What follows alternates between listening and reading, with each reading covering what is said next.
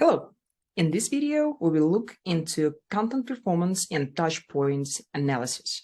This video is dedicated to specific tactics that you can use in your SaaS business to analyze how your content really performs and how you interact with your audience and which parts of the funnel through your content. CRM, it plays a really important role here because this is where you can potentially record all the interactions, all the touch points, and then analyze them from the content marketing perspective.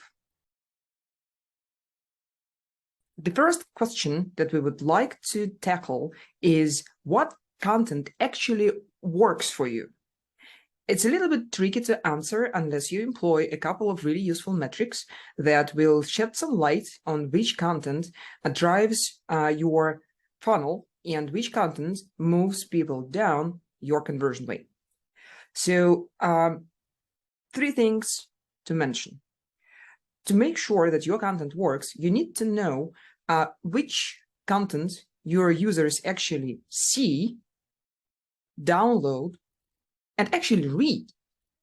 To measure that, you can look into the page views, as simple as that, using tools like Google Analytics, or if you have the CRM integration, which you actually must have, you can use at the top viewed content, and this will give you the initial idea of what people are actually viewing on your website, and then you can take it from there to analyze what content they actually download, and what's more important, do they read it at all?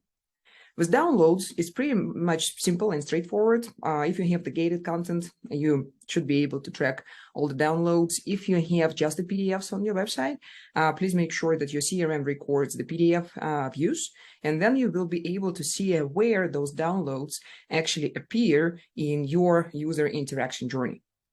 With actually reading the content metrics, it's a little bit trickier because you will need to employ slightly advanced tactics to make sure that you know which content that you produce people do actually read.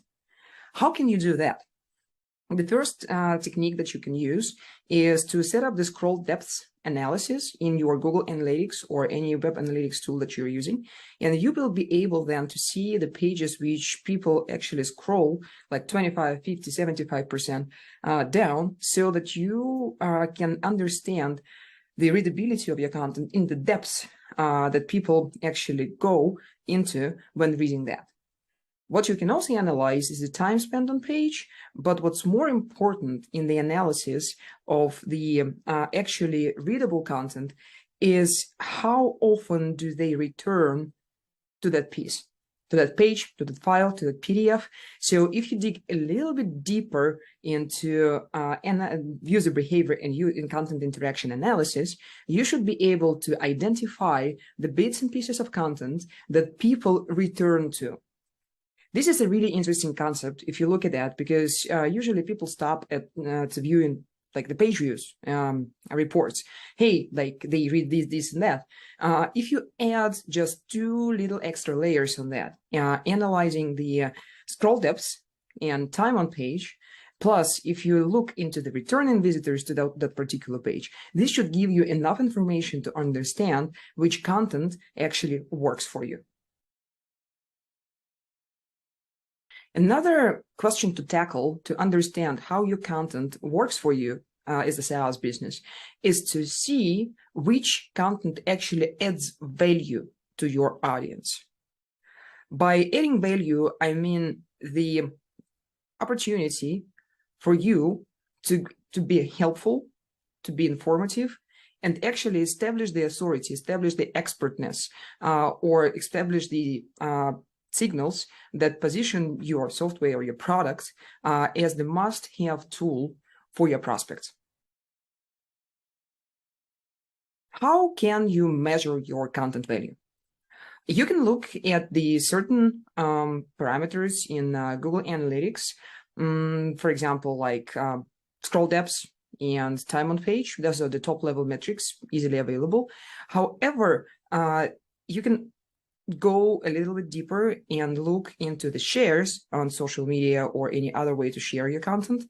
but also what you can actually evaluate is which content becomes a regular part or a pattern in your user journey.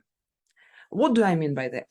By regular pattern, I mean that people come back to that content from time to time, so they repeatedly reviewing it while getting acquainted with your products and with your content marketing and interacting with your content.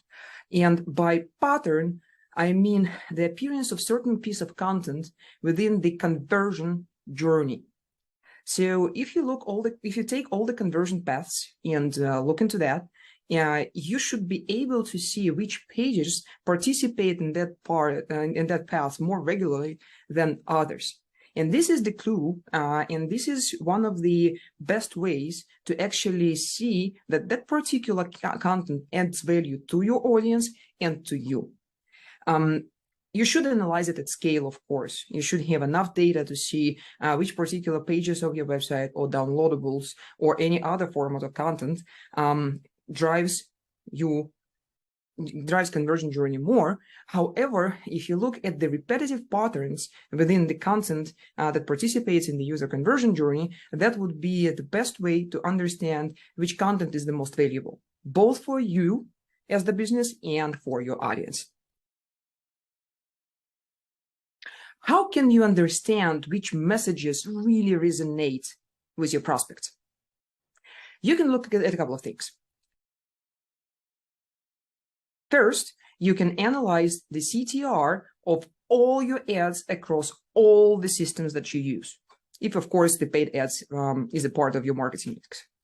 What do I mean by analyzing all the ads and across all the systems?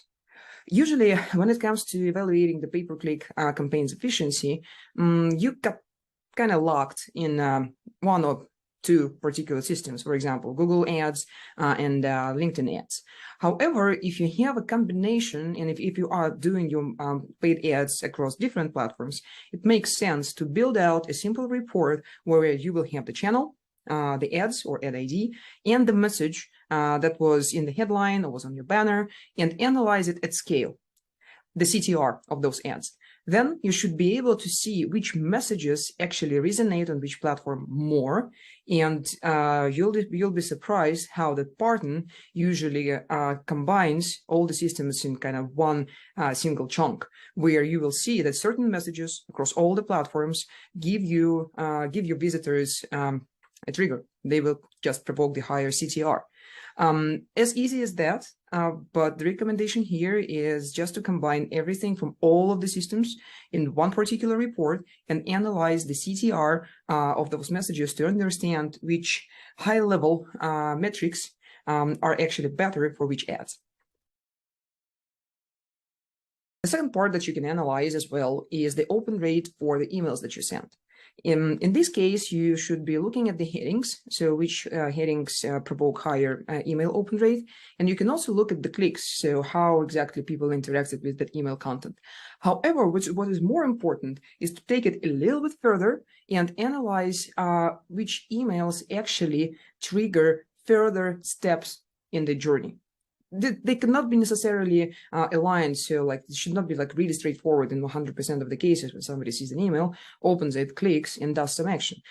Usually what you would like to see is how particular emails in a certain part of user journey make people return to you, generate another touch point completely from a different channel, for example, or like a direct hit to your website, or maybe like a click on a branded ad. So it is really important to see how those email messages and email headlines actually drive people further down the conversion journey road. Hope that was useful. Thanks for watching, and see you around. Thank you.